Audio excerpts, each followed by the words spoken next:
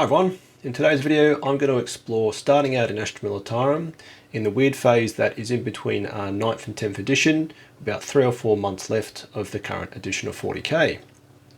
If you're just starting out with Astra Militarum or 40k in general, this can be a frustrating period in the sense that any model units you buy may not be competitively viable in a couple of months. So here I'll do my best to suggest units that should and have always been viable in 40k, and even look back to a small degree at what competitive Astra Militarum lists had before the 9th edition codex was released.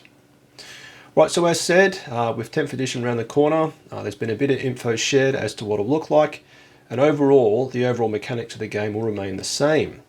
Check out this video I've done here, which has a roundup of all those announced rules as at Saturday the 8th of April. The overarching view is the game will operate in the same fashion, with the exception of the psychic phase now being done in other phases, where for example psychic spells affecting movement being done in the movement phase. Another element that's been introduced is the concept of additional weapon rules such as anti-weapons, i.e. anti-infantry, vehicle or monster. We don't yet know what these will exactly do, but we can assume it will cause additional damage into the specified targets. So on this point we can draw a potential conclusion for Astra Militarum, being that Imperial Guard traditionally is a horde army bringing lots of bodies. Now, being honest, in the current tournament scene, not a lot of guard lists actually are playing into this, instead spamming certain units such as multiple Sentinels, Leman Russ battle tanks or Kazrakans. However, most lists do contain some infantry squads, and they've been a mainstay for many years. At 65 points for the Cadian shock troops or infantry squad, you can't go wrong. As you know, infantry and commissar orders, otherwise known as regimental or prefector's orders, really make them very versatile, and crucially their weapon options can allow for excellent flexibility. So with the new anti-weapon rules coming, the infantry and Cadian shock squad units can load up on different weapons. Whilst not announced what Astra Militarum weapons will have these additional rules, it's safe to assume that across the collective choice of a flamer, grenade launcher, melter gun, plasma gun and sniper rifle, plus the 5 heavy weapon choices, at least one of those will have one of those rules. My guess is that at least the melter gun, flamer and maybe mortars will have some additional rules when they target specific enemy types. So with this all said, I'd say either the infantry squad or Cadian shock troop squad are a safe bet as we transition into 10th edition. A quick note from a kit point of view is it looks like the older infantry squad box has been retired, with only the Cadian shock troop box being available.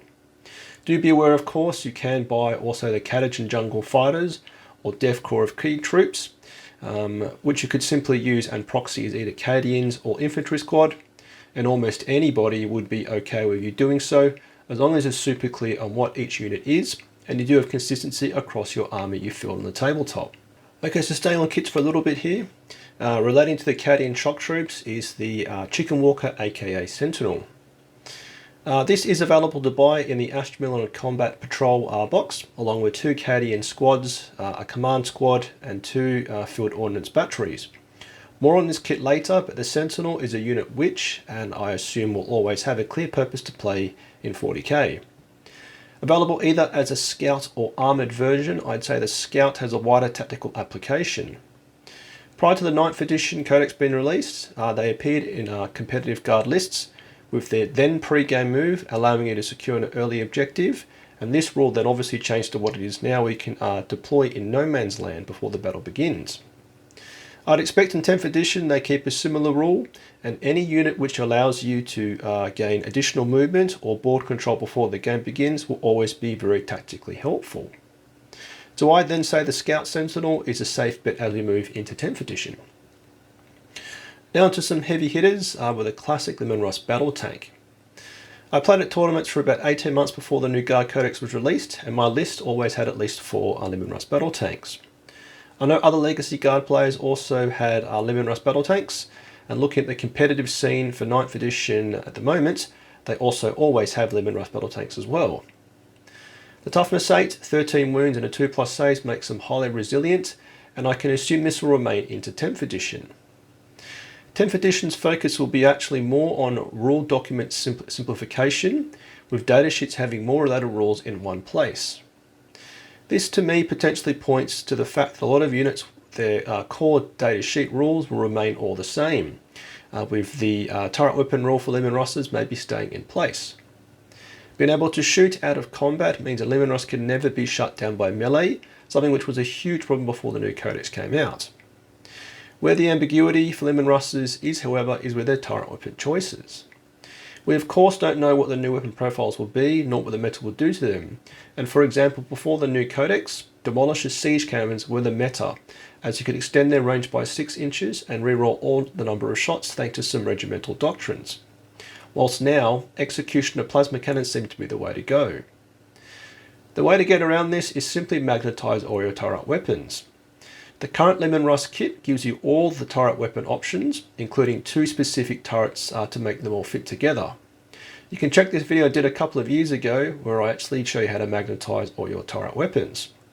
So as said, I believe the humble Leman Russ battle tank is a safe bet as we move into 10th edition. Okay, the next unit I think we can use is the Command Squad. My angle here is both from a hobby kit and tactical point of view. The kit has a Cadian commander and 4 veterans with different war gear.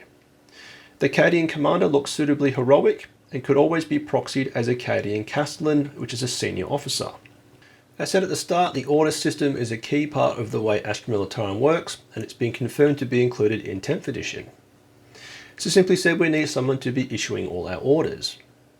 The Command Squad kit is a good kit, as you can take it either as a 5-man command squad, or as just said, the single model Acadian Castellan. As historical context, the Command Squad wasn't a tactical choice in 8th edition nor in the early stages of 9th edition. And what made it a must-include unit was the introduction of the secondary objectives of inflexible command and boots on the ground, which both interact significantly with the Command Squad unit. Now what and how secondary objectives will be in 10th edition we of course don't know. And it's with this ambiguity that my recommendation for the Command Squad is based significantly on the model flexibility it gives you. I do think the Command Squad will have some benefit in a newer edition, given a Voxcaster extending order ranges is always helpful, and likewise a medic will also introduce some degree of resilience into a unit. But ultimately, the Cadian Castellan issuing an order is what makes it most helpful. Right, so my last recommendation is a classic mortar squad. 3 mortar teams in a heavy weapon team has been around forever, and the new models look absolutely amazing. The blast keyword has been confirmed to be in the new edition, and mortars we can assume will have this, and the main use of this unit is to babysit your home objective and rain shells onto your opponent. Within the game of 40k, holding your home objective is obviously key to your success. And why not do this with a cheap unit that can always contribute to the fight with the indirect fire weapons? Sure, an infantry squad could do this, but their las guns may never actually get to shoot or game. Of all the heavy weapon options, the mortars will be the way to go always, as the unit's toughness 3, 2 wounds and a 5+ save means you don't want them being visible to any enemy ranged weapons, as they'll disappear in a heartbeat. So take mortars and hide them behind a piece of terrain.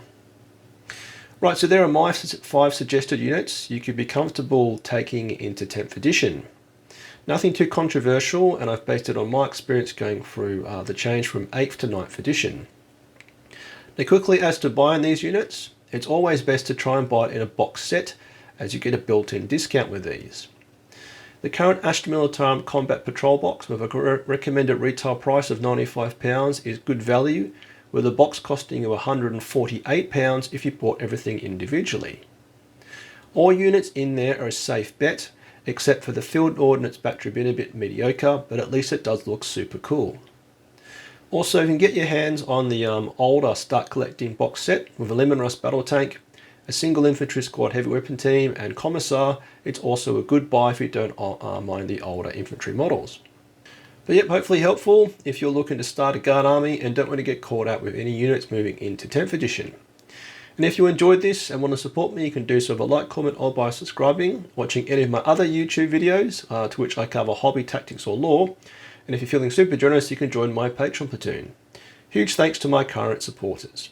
To get your bayonet sharp, las gun oiled, faith in the Emperor strong, Patreon platoon, sound off.